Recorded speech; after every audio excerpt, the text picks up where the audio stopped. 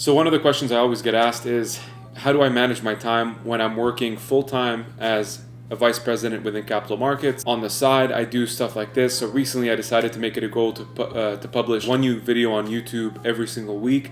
But I also host a top 200 entrepreneurial focused podcast called Let's Grab Coffee. And I also publish one episode every week for Let's Grab Coffee as well. Recently started a new podcast show with my fiance called Tiny and Big Podcast. Different from all my work-related stuff. It's more kind of personal conversations around different topics or thought-provoking subjects. So we're doing that every week now as well. And so there's just a lot going on, basically. From the side hustles to the day-to-day work, but also just like the social life, taking care of myself physically, mentally, the diet. Like there's a lot that goes on every single week. Sometimes just honestly recharge, watching Netflix, having a cheat meal, and just kind of tuning out. So all of that inclusive, like how do I manage my time, right? How do I stay on top of things? And I will start by saying it's not always easy. I don't always do a good job at it. There definitely are some times where, I do miss the ball on certain things, where I do feel overwhelmed. I do get burnt out.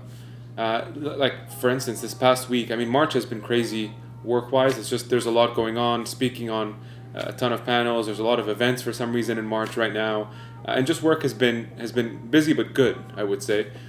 So just managing that and keeping up with all the expectation of the content and meeting the goals that I set out for myself, but also made public to you. And hopefully if you're following the journey, you know what I'm talking about. I think that's been super important, and just staying on top of it isn't always easy. So this past week I kind of felt just drained, to be honest. And that happens, and I think that's also okay. The bodybuilder Greene once talked about this in terms of like, why would you go to your max rep and max repetition? Like, why would you push it basically to failure? A lot of times people are under the misconception that you have to wait until you're perfectly healthy all the time before you can try to train regularly. Believe it or not, those guys that break the records in the NFL, even the NBA, star performing athletes that go on and do things that are incredibly groundbreaking, that are achieving great things, aren't waiting for the time when everything feels good. So sometimes what happens is you have to work through an injury. I'm not trying to talk about re-injuring yourself, but I am talking about finding a place that is comfortable and not letting yourself off the hook, pushing yourself through. Cam Hanes, who's a professional bow hunter as well, sponsored by Under Armour, he talks about this as well. Like his whole mindset, his whole mentality, is really always like pushing the limit, like seeing how far he can go until he can break himself. It's 7 days a week, just giving everything I have and never being satisfied. That's it. I love being exhausted. I love knowing I have nothing else to give, and that's consistency. I'm not suggesting that that's always the right path to go, but there's going to be ebbs and flows sometimes, within your months, within your weeks, your years, where it could be a quiet period and then it goes really, really busy again. So anyways, just a little caveat. In terms of a couple things I think about when I manage my own calendar, my own schedule. Number one is definitely stick to your calendar. I always used to think that, the folks who would always talk about like, yeah, I use my calendar for everything. I'm like, damn, that's so rigid, man. Like, who actually does that, right? Like, do you really use it to schedule dates or to schedule a workout? Like that seems a bit excessive. But to be frank with you, more recently, that's what I've been doing. And I know it sounds kind of obsessive or maybe excessive, but I really think it's super important. It certainly helped me. And here's why. If you maintain one schedule or one calendar, everything on it are basically your to-dos, right? From your meetings to your work, and however way you schedule your calendar for work. But even on the side, like let's say you wanted to schedule a workout within your work day, maybe let's say for lunch, from 12 to 1 you want to hit a run. Well, if it's not in the calendar, everything around that isn't going to be optimized from a calendar perspective, from a scheduling perspective. And what ends up happening is something comes up unexpectedly and probably overlap with that 1 hour that you should have set aside to prioritize maybe a run because it's sunny outside and you want to get some vitamin D. Right? So I think like actually prioritizing, scheduling, for me personally, I do both professional and personal all in one. It's all about actually optimizing your schedule versus thinking of it as like a robotic process or, oh, this is such a big routine. But to be honest, every single successful person I've talked to, especially like on the podcast, all the entrepreneurs I've talked to who lead very, very busy lives, the number one thing they tell me, and a lot of them actually what they end up doing is actually printing their calendars. So a lot of them will print physically their calendar maybe on Sunday nights or Sunday evenings, or even some I've talked to do it every single day at night, leading to like they'll basically print it, let's say Monday night, in preparation for Tuesday. They'll go through the calendar, the schedule, make sure that they know what's going on during the day, and it includes everything from family to work to side hustles to fitness, all inclusive. I think that just helps optimize your time, but also make the best of your schedule, because sometimes it's going to get crazy. So the other thing that's really important is actually bucketizing tasks that you have in one category and then aiming to do them at once. So for a lot of the multitaskers in the room, like I would say multitask. I think I probably fit under that umbrella. I can do it well, but I don't think it's very conducive to my productivity all the time. So what I mean is, you probably have heard of some like tech CEOs, for instance. They basically bucketize a task like, let's say, emails. Elon Musk is famous for talking about this, or Jeff Bezos as an example. There's a few others in there. Basically what that means is, while the average person, for instance, spends most of their day at work, let's say like probably 50% and more, on their email, sending back and forth, replying, crafting, whatever it is, they spend it on their email. What a lot of these tech CEOs suggest is set maybe an hour or two a day, like block it off just for that one task. So you would block basically an hour or two just to send emails, to reply to emails, to manage your inbox. That's it. Aside from those 2 hours, you don't touch your email. I know that sounds crazy, and it might not apply for every single person, but focus less on the content and more on the context. So think less about, okay, well, this definitely doesn't apply to me, George.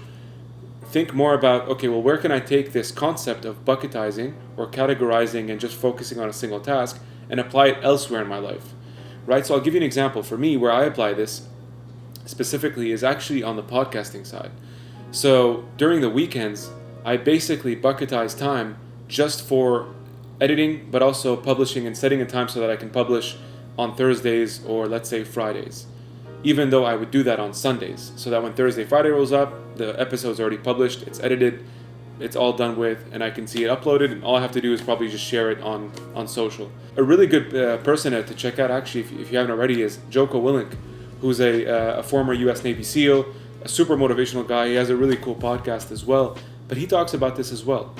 Discipline equals freedom, right? Discipline is what creates freedom. So if you want freedom in the day, in the week, it's the discipline that you put on yourself within your calendar to do the activities that you know you should be doing, to give you your time back that you deserve, so you can do other stuff that you maybe enjoy as well. The other thing I think that's super important is create certain systems in place that allow you to do certain things. A really good thing to think about is the 80-20 rule, right? Or the Pareto principle, as it's also known.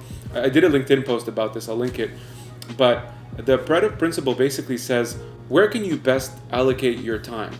Where can you best allocate your effort on the 20%, so 20% of effort that's going to result in 80% of the results, versus doing the other way around, where you're putting 80% of your time for 20% of the results. How much of, and I'm guilty of this as well, right? Like how much of our activities during the day, during the week, do we fall on the other side, the 80% effort, 20% results?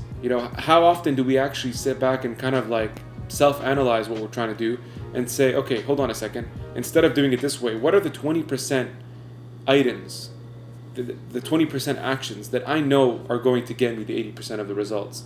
It's only the small stuff that you have to spend the critical time on. So for me on the podcast, as an example, the 20% effort is reaching out to find a guest, as an example, getting the podcast scheduled, recording it successfully, setting time to edit. Once I edit, put it on my distribution platform, set it to go live at a certain date or time, and then promote it. There are like 5 or 6 mini items. I know they take obviously longer to do, but these are mini items that I focus on that create that wave of consistency, the wave of momentum, basically, to keep building on this platform that now has has been growing for the past 4.5, 5 years. And so that's a system in place that I have around that 80-20 rule, just to always think about, right? It's not always going to be easy, but always something to be weary of. The last thing I'd say is organization is super important. I'll show you maybe a quick example here in a sec, maybe a screen capture of my Notion page just for YouTube. So on YouTube, I basically have it split up into different pages. I have it down to the micro details. So even like the color scheme that I have set for my banner, so that if I wanted to promote every other video and like these small posts, the color is consistent. I have a page for the descriptions that go into the videos, so that I'm obviously altering like the description of the new video, but everything underneath is consistent. So I'm reducing the manual effort of having to type it over and over again. And I think with everything that you're doing, again, whether it's with work, it's with the personal stuff, for me, I always keep a to-do list all the time, and I keep that updated. I have kind of large items, I have the specific items I strike through when I'm done with something, or I highlight it. So whatever your method is, whether it's like a physical sticky note on your computer, have and maintain a to-do list every single week. Revisit that weekly. For me, usually it's Sunday evenings. I know exactly how I'm heading into the week. I'm not going in there blind, right? And then flustered when things come up and getting upset, because that's when you get thrown off. The last message I'd probably leave you with, and this was personally difficult for me as a personality type and my kind of character, to learn to say no to things. This is, I would say, a pretty important principle in Stoicism, which is something, again, I've recently been looking more into. And the whole concept is, try to say no to the things that don't bring you the right energy, or are not conducive to your overall goal, or your overall plan or purpose, whether it's for the week, the month, the year. Right? There's going to be a lot of distractions that come up during the week. We all have them, from work to family to personal to whatever it is. It's going to come up. And I think it's important to safeguard your bubble of energy by sometimes saying no to the things that look to disrupt that. Seneca would point out is that there is a cost to saying yes. He talks about how we're so good at protecting our property. If someone came and stole your watch or your phone, you'd get mad at them. But the fact that your phone and your watch steal time from you, you have no problem with. And time is the one thing you can't get back. You can always buy more stuff. You have to navigate not only your time, but your energy. And that's why I've personally learned and have been much more conscious of this, probably in the past, I would say 2 years specifically, of learning to say no when I know it's not the right thing at this time. It doesn't mean that we can't collaborate or do something later on, but for now, it's just not the right time. And I've actually witnessed this on the other side. When I've asked folks, for instance, to be on the podcast, a lot of times I would get, hey George, listen, thanks for the offer, it's just not the right time. That's something that I started taking notice of. They're protecting their time, but their energy as well, because their time and energy is what's needed to accomplish, whatever they have to for the week, as an example. And so that all goes back to scheduling.